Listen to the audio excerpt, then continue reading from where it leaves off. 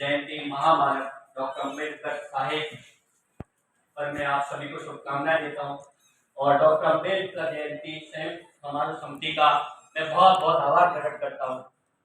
हमारी जिंदगी का यही वो दिन है, हम सबका मतलब 99% लोगों के लिए आज वो दिन है जिससे उसके जीवन की सार्थकता सिद्ध होती है। ये दिन नहीं होता तो हम आज आपके सामने न तो सब इकट्ठे हो पाते न खड़े हो पाते। आज मैं जो कुछ भी हूँ बाबा साहब के बनाए हुए संविधान की वजह से। ये बात अपने दिल से स्वीकार करनी चाहिए और आभार प्रकट करना चाहिए उस महामानव का जिसने आज हमें यहाँ खड़े होने का मौका दिया। मेरे से पहले एक प्रवक्ता आए थे, उन्होंने अपनी बात रखी थी कि देश आजाद हुआ, देश की आजादी सबने लड़ी, लेकिन उसी समय दौर था कि देश राजनीतिक रूप से तो आजाद हो रहा है, पर कुछ सत्ताएं थी, कुछ सामंतवादी सोच थी, वो चाहते थे कि देश राजनीतिक रूप से तो आजाद हो लेकिन सामाजिक रूप और सांस्कृतिक रूप से आजाद ना हो। इस सोच के लिए एक संस्था बनाई गई 1925 में।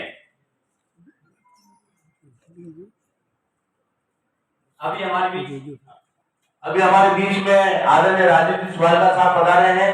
मैं सभी से निवेदन करूंगा हाथ ताली बजा करके स्वागत करें आदरणीय राजेंद्र स्वागत साहब। इसी क्रम में मैं बेनीवाल जी से निवेदन करूंगा कि आदरणीय राजेंद्र स्वागत का उपहार उड़ा करके सम्मान करें। बेनीवाल जी से निवेदन करूंगा कि वो आए और आदरणीय राजेंद्र स्वागत साहब का उपहार उड़ा करके सम्मान करें। राजीव जी भाई साहब का बहुत बहुत स्वागत है। तो मित्रों, बात यह है कि जो बाबा साहब ने जो सपना हमको दिखाया, जहां से हमारी लड़ाई शुरू हुई, तो एक तरफ वो ताकत है जो इस देश को उस व्यवस्था में ले जाना चाहती है जो पूर्ववर्ती थी, जो आजादी से पहले थी। एक तरफ हम लोग हैं जो इसको सिविलाइजेशन की तरफ ले जाना चाहते हैं, जिसको सबकी बराबरी की तरफ ले जाना चाहते हैं। तमाम मंचों से आके हम सबको इकट्ठा होना होगा। और बाबा साहब ने एक ही बात कही थी, शिक्षा श्रेणी का दूध है, जो पिएगा वो धारेगा। तो हमारा सबसे पहला काम यही है कि जहां भी जाएं, चाहे वो जरूरी नहीं है कि हम नौकरी के लिए पढ़ाई करें, जरूरी नहीं है, पर हम सबको शिक्षित करें, बाबा साहब के विचारों से पहले शिक्षित करें। ये हमारी सबकी जिम्मेदारी बनती है। और मैं इस विशेष मौके पे ये कहना चाहता हूँ कि आज किसी भी परिसर में चले जाओ, आज बाबा साहब की वजह से हम 90% लोग उस परिसर में हैं और हमारा पहला दायित्व बनता है कि जो लोग किसी भी संप्रदाय, किसी भी धर्म से जिस क्षेत्र में हमें, वहां हम उनको अपनी तरफ से पूरी मदद कर पाए। ये हमारा प्रण होना चाहिए और सभी को जोड़ के रखने की हमारी सोच होनी चाहिए। कल्पना कर सकते हैं हम कि उस दौर में क्या हुआ होगा, और आज हम इतने ताकतवर होकर भी हम हमारे अधिकारों को जाने दें, तो ये हमारी सबसे बड़ी कमजोरी होगी। पर मुझे उम्मीद है कि हम जाग चुके हैं और जो हमारा अधिकार हक अभी तक नहीं मिले हैं उनको हम लेके रहेंगे, किसी भी कीमत पे लेके रहेंगे। आज इस भरा हुआ हॉल इस बात की गवाही दे रहा है। जय भीम, जय भारत। धन्यवाद डॉक्टर साहब। अब इसी बीच में हमारे बीच में पूर्व पार्षद आदरणीय दिनेश जी माली साहब भी विराजमान है। मैं उनसे भी निवेदन करूंगा कि वो आए और अपनी बात रखे। आदरणीय दिनेश जी माली साहब।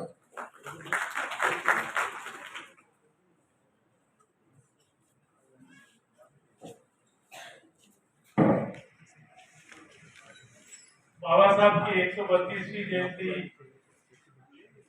के समारोह की अध्यक्षता कर रहे आदरणीय डॉक्टर सुमन साहब, सीएमएचओ साहब आदरणीय मामिया साहब, ग्रामीण सीएमएचओ साहब, आयोजन समिति के सम्माननीय अध्यक्ष प्रदीप जी, महामंत्री जी, अन्य पदाधिकारीगण, सामने विराजित मेरे विद्यार्थी बुजुर्गों, माताओं, बहनों और बच्चों, और माननीय राजीव जी स्वागत कंगेरीवाल साहब। समय नदी की धारा है, समय नदी की धारा है, सब लोग उसमें बह जाते हैं। कुछ लोग भी होते हैं जो अपना इतिहास समाप्त कर जाते हैं। बाबा साहब, ज्योतिबा फुले, मां सावित्रीबाई, महात्मा बुद्ध, बिरसा मुंडा एवं बीलू राणा और काशीराम जी के चरणों में नमन करते हुए मैं आपसे निवेदन करता हूं कि ज्योतिबा फुले भी एक ही व्यक्ति थे, बाबा साहब भी एक ही व्यक्ति थे, लेकिन पूरे देश और संसार में आज उन दोनों की जयंतियां मनाई जाती है, उनको याद किया जाता है। इसका कारण है उन्होंने जो, उनको भी 24 घंटे मिलते हैं, आपको हमको भी 24 घंटे मिलते हैं, लेकिन उस समय में उन्होंने जो संघर्ष करके जो पढ़ाई की और शिक्षित होने के बाद अपने समाज के लिए सोचा, अपने वर्ग के लिए सोचा। बाबा साहब ने सबसे पहले जो 6,750 जातियों में बटे हुए, जो बांटे हुए लोग थे, उनको बाबा साहब ने संविधान के माध्यम से मात्र 4 वर्गों में बांट दिया गया। 3332 जातियों को ओबीसी और 1700 जातियां एससी और 1200 एसटी और अन्य सामान्य जाति, तो 4 वर्ग में बाबा साहब ने बांटा।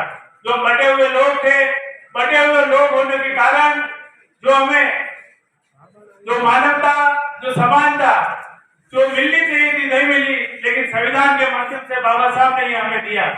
आप सबको याद रखना चाहिए कि आज इस देश में जो बाबा साहब ने संविधान लिखा, उस संविधान में सबसे बड़ा संकट है। आप अभी वर्तमान में देखते रहे हो, जो लोकतंत्र के